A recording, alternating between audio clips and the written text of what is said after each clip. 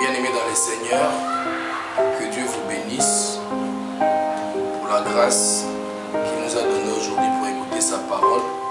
Nous allons prier. Éternel Dieu des armées, nous te rendons grâce, nous te bénissons pour cette opportunité. Nous voulons écouter ta parole qui nous fortifie, ta parole qui nous console. Bénis toute personne qui veut écouter cette parole. Au nom de Jésus, nous avons ainsi prié. Amen. Bien-aimés dans le Seigneur, nous voulons parler d'un thème très important. Nous allons lire nos Bibles du livre de Jean, chapitre 15, versets 6 à 7. Jean, chapitre 15, versets 1 à 7. Nous lisons pour la gloire de Dieu. Je suis le vrai cep et mon Père est le vigneron.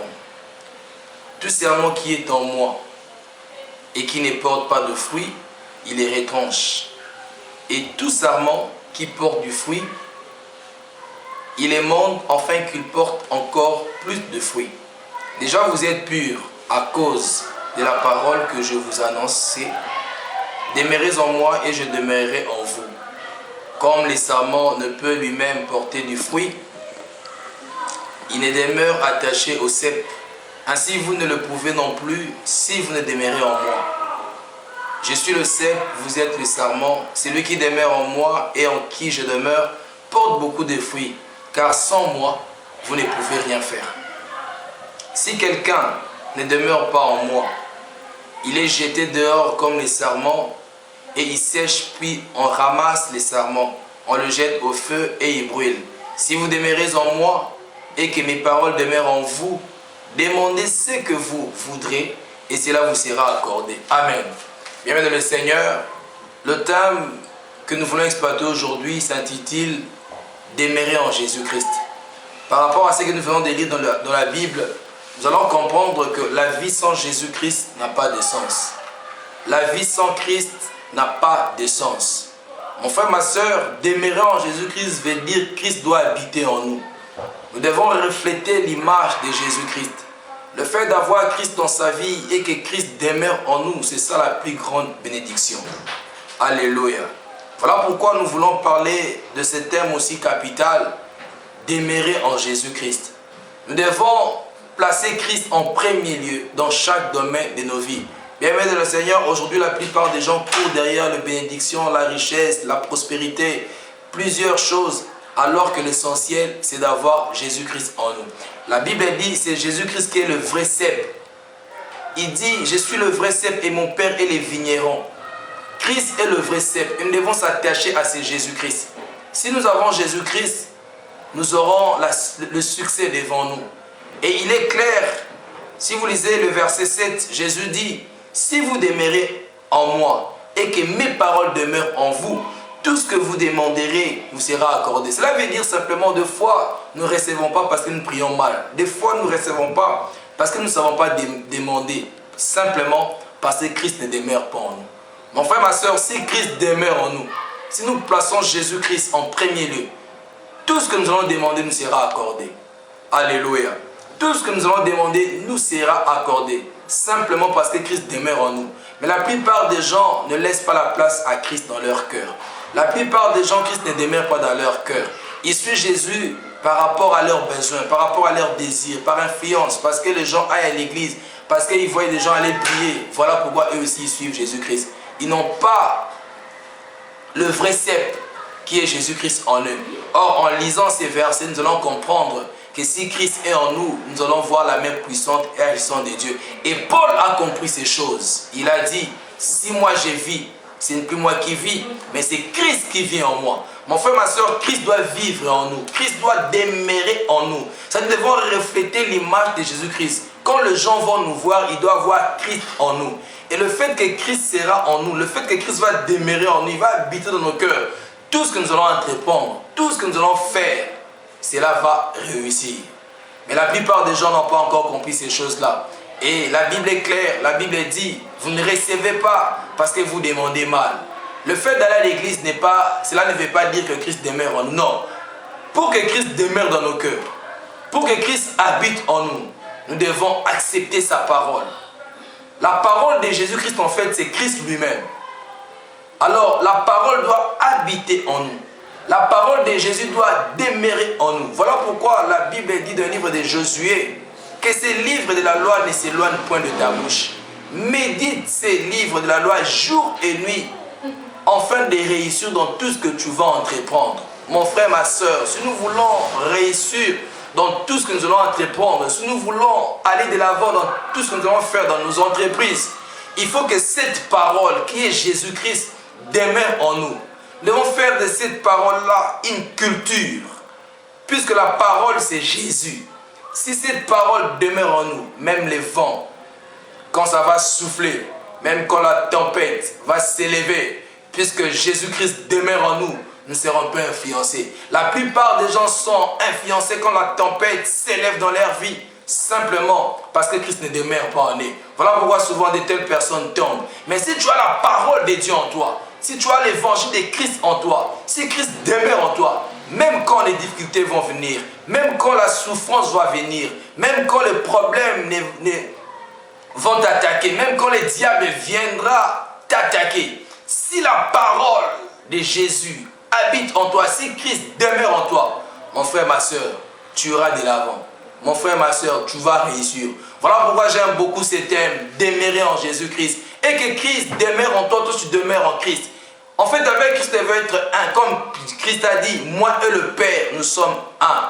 Allez lire dans la Bible, dans Jean chapitre 17, vous allez voir la prière que Christ a fait, la prière sacerdotale. Comment est-ce qu'il dit, Père, je n'ai pas perdu tes enfants. Je veux que toi tu demeures en moi et que moi avec toi nous sommes un. Et qu'eux aussi soient un avec moi. Si tu veux être un avec Jésus-Christ, si tu veux être en parfaite harmonie avec Jésus-Christ, si tu veux que tout ce que tu vas faire, que cela puisse réussir, que cela puisse aller de l'avant, Jésus-Christ doit demeurer dans nos cœurs. Et nous devons demeurer en lui. Christ doit avoir la première place. Mais c'est un Dieu qui est, comme j'ai toujours dit, quelque part c'est un Dieu démocrate. Je pensais que quand il va venir dans nos cœurs, il va dire, j'ai l'opportunité où je peux directement entrer dans ton cœur. Mais il est clair dans ses propos. Jésus dit, je me tiens devant la porte de ton cœur. Je frappe. Quiconque attend ma voix, ouvre la porte. Moi, Jésus, j'entrerai et je mangerai avec lui. Cela veut dire qu'il y a certaines personnes ou certains gens où Christ est devant la porte de leur cœur. Ils frappent, mais ces gens ne veulent pas ouvrir la porte de leur cœur. Et là, Christ ne va pas. Christ ne va pas t'imposer à ouvrir la porte de ton cœur. Non, il ne s'impose pas quand tu n'ouvres pas la porte de ton cœur. Mais à ceux-là qui vont écouter la parole, s'ils ouvrent leur cœur, c'est Jésus-Christ là, plein de bonté, plein de compassion. Il va entrer, il va demeurer dans ta vie, il va demeurer dans ton cœur, il va habiter, il va rester ensemble avec toi, il va faire route ensemble avec toi. Voilà pourquoi même dans ce livre de Jean chapitre 15, la Bible déclare, Jésus-Christ dit, sans moi vous ne pouvez rien faire. Mon frère, ma soeur, rassurez-vous, dans cette marche chrétienne, dans cette vie quotidienne où nous marchons tous les jours, sans Jésus-Christ, on ne peut rien faire. Sans Jésus-Christ, nous sommes incapables de faire quoi que ce soit. La vie sans Jésus-Christ n'a pas de sens. Jean chapitre 15 dit cela. Sans moi, vous ne pouvez rien faire. Mon frère, ma soeur, on ne peut rien faire sans Jésus-Christ. Voilà pourquoi j'aime dire aux gens, la vie où nous vivons aujourd'hui, il n'y a que deux chemins. Il n'y a que deux choix à faire. Soit nous sommes avec Jésus, soit nous sommes avec les diables. Il n'y a que deux forces qui dominent le monde. Il n'y a que deux forces qui dominent ce monde, mon frère, ma soeur. Soit nous sommes dans le camp de Jésus, soit nous sommes dans le camp du diable. Ceux-là qui disent que moi je n'accepte pas Jésus, je ne suis pas du côté du diable, ils sont au milieu, ces gens-là seront vomis par Dieu. Et rassurez-vous, si tu n'es pas à côté de Jésus-Christ, tu es d'office avec le diable. Tu es d'office avec le diable, ça c'est clair. Et si peut-être le malheur ne t'atteint pas aujourd'hui, simplement parce que le diable ne s'occupe pas de toi. Ne pense pas que comme les gens viennent dire, moi j'ai le sang fort, les diables ne peuvent rien faire contre moi. Non, rassure-toi mon frère, ma soeur. Si jusqu'à présent les malheurs ne t'ont pas encore atteint, soit c'est la grâce de Dieu qui est sur toi, puisque la Bible dit, Dieu fait grâce à qui il veut. Peut-être, même si tu es encore païen, tu bénéficies de cette grâce-là. Mais s'il n'y a pas cette grâce-là, et que les malheurs ne t'atteignent pas jusqu'à présent, simplement parce que le diable ne s'occupe pas de toi. Le jour où le diable va s'en charger de ta situation, il va te frapper à mort. Et le diable n'a peur de personne. Alléluia. Je vais dire aux enfants de Dieu aujourd'hui, le diable n'a peur de personne, si ce n'est que de Jésus-Christ. Le diable ne tremble que devant Jésus. Le diable ne tremble que devant le roi des rois, le Seigneur des seigneurs, le Tout-Puissant, qui est Jésus-Christ, les diables ne peuvent pas trembler devant toi. Tu ne représentes rien devant les diables. Mais les chrétiens qui ont Christ dans leur cœur, les chrétiens auxquels Christ demeure dans leur cœur, ce sont de telles personnes-là que les diables craignent. Pourquoi? Parce que Christ vit en eux. Parce qu'ils voient les reflets de Jésus-Christ en eux. Voilà pourquoi les diables tremblent devant ces gens-là. Voilà pourquoi les diables ne peuvent pas s'approcher devant ces gens-là. Voilà pourquoi ils ne peuvent pas attaquer ces gens. Même s'il se met à attaquer ces gens-là, c'est simplement parce qu'il est têtu. Mais il sait bien que ces gens-là sont des victorieux. Parce que les combats que nous avons, mon frère, ma soeur, c'est un combat où la victoire a été déjà donnée à la croix de Golgotha. En fait, nous les chrétiens, quand nous combattons pas pour la victoire. Nous combattons de la victoire. J'aimerais te dire une chose aujourd'hui. Si tu as Christ dans ta vie, bats-toi la poitrine. Sois un homme heureux. Sois content si tu as Jésus-Christ. Mon frère, ma soeur, bats-toi la poitrine quand tu as Jésus-Christ. Dis-toi que tu es un homme de valeur parce que Christ demeure en toi. Et les diables le savent. Vous pensez que si les diables avaient tenté Christ après la prière à la montagne, les diables auraient peur de te tenter? D'autant plus, il a osé tenter celui qu'il a créé. Jésus-Christ, le roi des rois. Il a osé quand même tenter ces dieux-là. À combien plus forte raison, nous, ses disciples, ne serons pas tentés. Mais au-delà de tout, même si nous sommes tentés par les diables, même si nous sommes attaqués par les diables savent que quand on a Christ, quand nous sommes en Jésus-Christ, et que sa parole demeure en nous, il sait que la victoire est certaine. Voilà pourquoi quand il est venu tenter Jésus-Christ, les deux, quand il parlait, il y avait un verbe ou une parole que ces deux personnes utilisaient. Il est écrit, il est écrit. Il est écrit, il est écrit. C'est pour te dire que le diable connaît la parole de Dieu, mais il n'applique pas cela. Mais Jésus-Christ aussi connaît la parole, puisque c'est lui en fait qui est la parole. Christ est la parole. Voilà pourquoi les diables, pour tenter un enfant de Dieu, il ne va pas loin. Il utilise toujours la parole de Dieu. Même quand il est allé tenter Job, il a eu la permission venant de Dieu. Il est parti, il a fait tout ce qu'il pouvait faire. Mais Job a compris que mon rédempteur s'élèvera les derniers. Dieu dit, cet homme, c'est un homme intègre. Pourquoi cet homme était intègre? Parce que la parole de Dieu demeurait en Job. Même si sa femme pouvait dire, Job, mon mari, maudit ses dieux et meurt. Job ne pouvait pas maudire Dieu. Parce que Job savait que Dieu demeurait en lui. Il avait la puissance de Dieu en lui.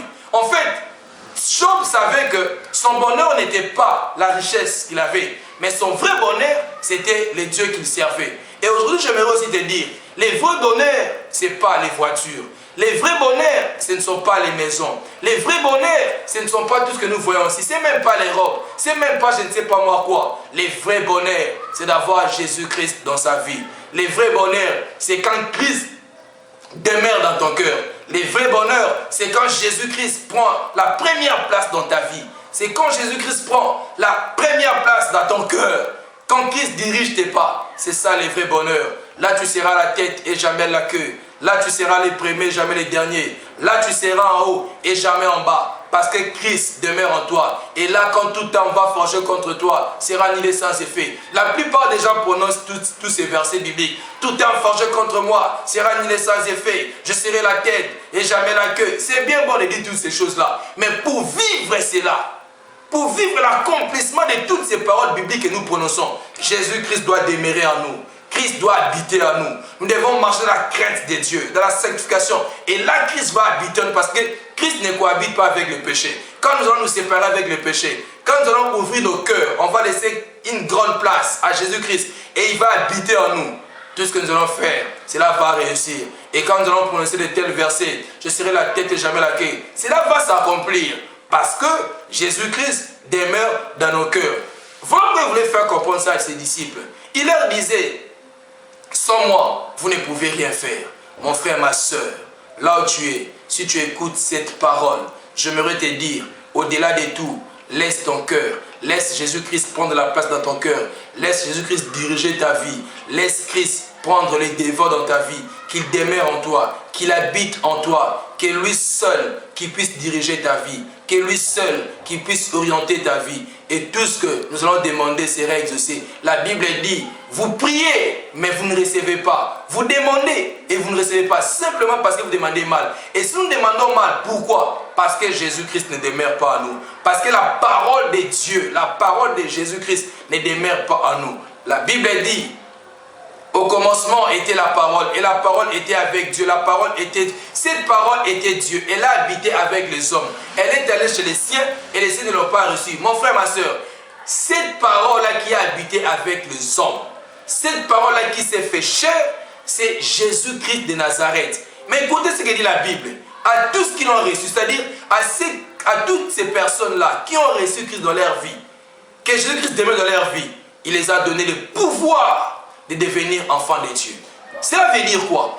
Quand tu as Christ dans ton cœur, quand Christ demeure dans ton cœur, quand Christ habite dans ton cœur, d'office tu as un pouvoir de dominer, un pouvoir d'être au-dessus, un pouvoir d'être un homme fort. Il est clair, il dit à tous ceux qui l'ont reçu, il les a donné le pouvoir de devenir enfants de Dieu. Mon frère, ma soeur, si tu veux recevoir un pouvoir venant de Dieu, si tu veux recevoir une puissance venant de Dieu, si tu veux que le pouvoir de Jésus-Christ t'accompagne dans tes entreprises, dans tout ce que tu vas faire, laisse Christ demeurer dans ton cœur. Sois un avec Jésus-Christ. Que les gens puissent voir Christ en toi. Quand les gens vont te voir, ta façon de parler, ta façon d'agir, dis-toi, Christ à ma place, qu'est-ce qu'il allait faire? J'ai souvent dit ça aux gens. Avant chaque réaction, pose-toi la question, est-ce que Christ à ma place allait agir ainsi? C'est ça la question à se poser. Quand tu as des problèmes, quand les gens en veulent, quand les gens ne veulent pas de toi, quand les gens cherchent à tourmenter ta vie, pose-toi la question, Christ à ma place allait faire quoi? Oh mon frère, ma soeur, voilà pourquoi les disciples étaient heureux quand Christ était avec eux. Mais Jésus voulait leur faire comprendre, un jour je ne serai pas avec vous, vous aurez cette parole. Au travers de cette parole, vous allez faire des grandes choses. Oh mon frère, ma soeur, laisse-moi te dire, au temps de la fin où nous sommes arrivés, Christ doit demeurer en nous. Petit à petit, le monde tend à sa fin. Et même pour aller au ciel, pour être sauvé, bénéficier du royaume des cieux, Christ doit demeurer en nous. Sans Jésus-Christ, nous ne pouvons rien faire. Sans Jésus-Christ, on ne peut même pas aller vers Dieu. La Bible dit, on ne peut pas passer vers Dieu, ce n'est que par le Fils. C'est-à-dire, on ne peut pas aller au ciel sans pour autant avoir Jésus-Christ. Il faut avoir Christ en lui. En fait, c'est simplement pour dire que Christ est la totalité de toutes choses. Christ est la totalité de toutes choses. Voilà pourquoi je dis, la vraie bénédiction, le vrai bonheur, c'est d'avoir Jésus-Christ dans ta vie.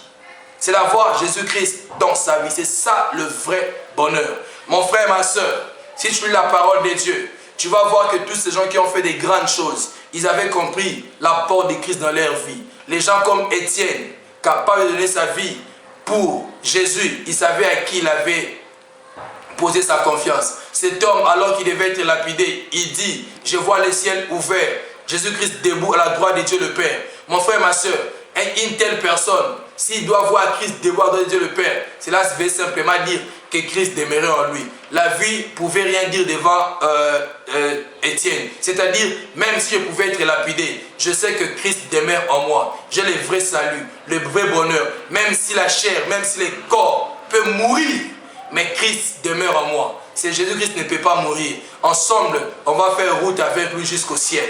Oh mon frère, ma soeur, là où tu es, en écoutant cette parole, j'aimerais te dire, laisse Jésus-Christ demeurer dans ta vie.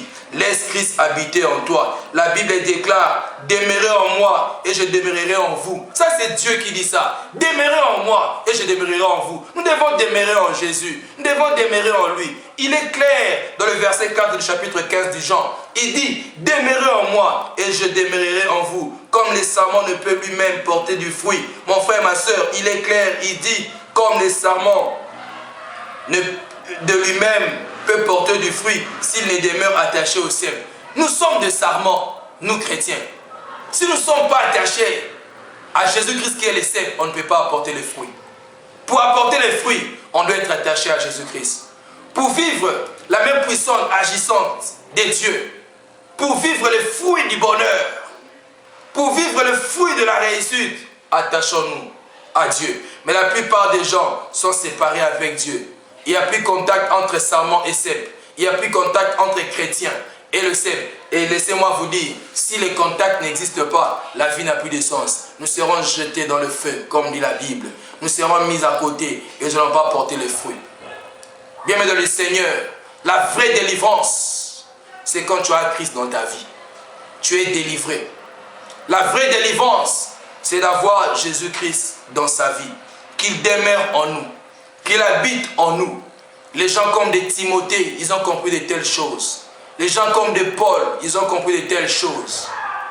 Quand on pouvait dire que la mort n'est qu'un gain, ces gens ont compris que même la mort ne peut plus me faire peur quand j'ai Jésus-Christ en moi. Ces gens ont compris que même la mort ne peut rien devant moi quand j'ai Jésus-Christ en moi. Bien-aimés dans le Seigneur, attachons-nous à Jésus-Christ qui est le cep. Laissons Christ prendre la place dans nos cœurs. Que Christ demeure en nous. Que Christ habite dans nos cœurs. Et tout ce que nous allons faire, cela va réussir. Et quelle que soit la montagne qui va s'élever, tu pourras crier tout haut, grande montagne, qui es-tu devant Zorobabel? Mon frère, ma soeur, si Christ demeure en toi, quelles que soient les montagnes des problèmes, cela va fléchir devant toi. Pourquoi? Parce que toutes ces montagnes vont voir Jésus-Christ en toi. Les montagnes des problèmes, les montagnes des difficultés, les montagnes des soucis, les montagnes, je ne sais pas moi, de peur ou de crainte. Toutes sortes de montagnes, des problèmes qui vont chercher à atteindre ta vie. Toutes ces montagnes-là, quand ils verront Christ dans ton cœur, quand ils verront Christ demeurer en toi, quand ils vont voir que toi, toutes ces montagnes verront que toi avec Christ, en réalité, vous êtes un. Toutes ces montagnes vont fléchir leurs genoux. Les problèmes vont fléchir. La stérilité va fléchir. Les soucis vont fléchir. Même si tu es rejeté par ta famille, même si ton entourage te rejette, Christ ne va jamais te rejeter. Christ va demeurer en toi. Voilà pourquoi j'ai toujours dit, on peut tout m'arracher dans ma vie, mais je ne permettrai à personne d'arracher Christ dans mon cœur. C'est un conseil que je te donne. Laisse le monde t'arracher les maisons. Peut-être là où tu es une femme veuve. Peut-être tu es orphelin. Après la mort de votre père, les gens sont venus vous arracher tous vos biens. On vous a arraché les maisons, les véhicules, le bien, les richesses que vous avez. Vous êtes resté seul. Mon frère, ma soeur, si tu as Jésus-Christ, ne permets pas aux gens d'arracher Christ dans ton cœur. Les vrais bonheurs, ce ne sont pas les maisons ou les richesses que ces gens-là ont pris. Mais les vrais bonheurs, mon frère, ma soeur, c'est d'avoir Jésus-Christ dans ta vie. Je l'ai toujours dit, il est comme les écrits mentionnés sur le rocher de mon cœur, frappé par un burin que personne ne peut ôter. Tel est le cas pour toi. Mon frère, ma soeur, que Christ soit installé dans ton corps, qu'il habite dans ton cœur. Comme a dit Paul, je l'ai dit au début de mon message, si moi je vis, ce n'est plus moi qui vis, c'est Christ qui vit en moi. Christ doit vivre en nous. Christ doit demeurer en nous. Et on retourne devant aussi demeurer en Jésus-Christ. Bienvenue dans le Seigneur. Laissez-moi vous dire, la marche chrétienne, c'est une bonne marche. La vie avec Jésus-Christ, c'est la plus belle vie. Ce n'est pas la vie en faisant n'importe quoi. Allez, je ne sais pas moi, chercher le bonheur ailleurs. Allez voir les féticheurs. Allez voir les occultistes. Allez faire n'importe quoi. Les vrais bonheurs, ce n'est pas de l'occultisme. Les vrais bonheurs, ce ne sont pas le fétiche. Les vrais bonheurs, ce ne sont pas des coutumes. On t'a mis, je ne sais pas moi, quoi sur ton corps. Je ne sais pas moi, qu'est-ce qu'on t'a donné dans le monde. Ça ne c'est pas les vrais bonheurs. Les diables est malin. S'il te donne, rassure-toi. Un jour, il va récupérer cela, d'une manière ou d'une autre. Un jour, il va récupérer cela. J'ai vu des gens donner témoignage. J'ai vu des gens qui ont servi les diables. Ils ont tout fait. Mais en fin de compte, ils ont compris que le diable, en réalité, ne donne pas. Puisqu'à la fin, il récupère tout ce qu'il donne, d'une manière ou d'une autre. S'il te donne aujourd'hui l'argent, quelque part, il va récupérer ton enfant. S'il te donne les véhicules, quelque part, il va récupérer une chose. Mais je connais quelqu'un, le Fils de l'homme qui est Jésus-Christ. Lui, quand il donne, c'est pour du bon. Voilà pourquoi il dit dans sa parole, il déclare la bénédiction de l'Éternel, elle ne s'est fait suivre d'aucun chagrin. Mon frère, ma soeur, quand Christ demeure en toi, quand Jésus-Christ habite en toi, si tu as Christ dans ta vie, laisse-moi te dire, la vraie bénédiction, que tu auras ne va jamais se suivre. Le malheur ne viendra jamais. Elle ne se fait suivre d'aucun chagrin. Ayons la patience. Ne te dis pas, ça fait des années que je sers Jésus. Ne te dis pas, ça fait des années que je suis attaché à Jésus, mais je ne vois rien. Je ne vis pas sa main puissante et agissante. Non, mon frère, ma soeur, Christ est en toi et tu vis le vrai bonheur. Si ce Christ-là n'était pas dans ton cœur, peut-être aujourd'hui, je n'allais même pas être vivant. Savez-vous combien de personnes qui sont mortes? Savez-vous combien de gens qui ont trouvé la mort? Ils étaient attaqués par les diables. Les diables ont tué toutes ces personnes-là. Mais si les diables n'arrivent pas à t'avoir, ce n'est pas à cause de ta force. Ce n'est pas à cause de ton intelligence. Ce n'est pas à cause de ta sagesse. Rassure-toi que tu n'intimides pas le diable tel que tu es là. Si tu me suis, tu n'intimides pas les diables. Les diables vont t'intimider par Jésus-Christ qui vit en toi. Le seul qui peut intimider le diable, c'est Jésus-Christ. Si c'est Christ-là, si Jésus-là ne demeure pas en toi, mon frère, ma soeur, tu ne peux pas intimider les diables. Oh bien-aimé le Seigneur, attachons-nous à Jésus. Si des gens comme David pouvaient dire un jour, les bonheurs et la grâce m'accompagneront tous les jours de ma vie et j'habiterai dans la maison de l'Éternel jusqu'à la fin de mes jours. De tels propos, les gens comme de David ont compris l'impact de Yahweh dans leur vie. Ils ont compris l'impact de l'Éternel des armées dans leur vie. Voilà pourquoi, alors qu'il devait combattre Goliath, il a prononcé une phrase que j'aime beaucoup. Tu viens devant moi avec la lance, les javelots, mais moi je viens devant toi au nom de l'Éternel des armées. Mon frère, ma soeur, autant nous sommes arrivés, si nous avons Christ en nous, même si Goliath s'élève, même si l'ennemi s'élève, on va venir au nom de Jésus-Christ. Lui qui a vaincu le diable, la Bible déclare, il a livré publiquement un spectacle à la croix. Publiquement un spectacle à la croix. Oh bien-aimé le Seigneur, si tu n'as pas encore Christ dans ta vie, en écoutant ces messages, j'aimerais te dire d'avoir Christ en toi. Christ ne peut demeurer dans le cœur de gens qui l'ont accepté simplement comme Seigneur et Sauveur. Cette parole que je vous donne est réservée aux personnes qui ont accepté Jésus-Christ comme Seigneur et Sauveur. Là où tu es, si tu écoutes ces messages et que tu n'as pas encore donné ta vie en Jésus-Christ, mon frère, ma soeur, donne ta vie en Jésus-Christ. Accepte Jésus-Christ comme Seigneur et Sauveur. Là, il viendra demeurer en toi. Et quand Christ va demeurer en toi, tu vas vivre une vie de bonheur. Tu vas fuir les péchés. Et quand tu vas fuir les péchés, tu vas voir, toutes tes portes vont s'ouvrir. Tout ce qui a été fermé dans ta vie, cela va s'ouvrir. Simplement parce que Christ demeure en nous. Oh, il dit dans le verset 7, comme je l'ai dit tout à l'heure, si vous demeurez en moi et que mes paroles demeurent en vous, demandez ce que vous voudrez et cela vous sera accordé. Si sa parole demeure en nous, si Christ demeure en nous, il dit, demandez tout ce que vous voudrez. Demandez tout ce que vous voudrez. Mais la première chose, avant de demander tout ce que nous voulons, que lui demeure d'abord dans nos cœurs. Bien-aimé le Seigneur, que Dieu nous bénisse. Si tu as écouté cette parole, que cela change ta vie et que cela change la façon de voir les choses dans ta marche chrétienne. Que Dieu nous bénisse. Bien-aimé le Seigneur, je réponds de l'évangile, c'est Didier Midon. J'habite Orléans. Mon numéro de contact, c'est le 06 05 72 47 36. Si vous m'appelez, on ne manquera pas de prier avec vous. Prions pour clôturer ces messages. Père, merci pour cette parole. Merci parce que tu nous as parlé. Merci parce que je sais que cette parole va apporter des fruits dignes de repentance. Bénis toute personne qui va écouter cette parole, quel que soit l'endroit où il se trouve. Que cette parole change sa vie. Au nom de Jésus-Christ, nous avons ainsi prié. Amen. Que Dieu nous bénisse.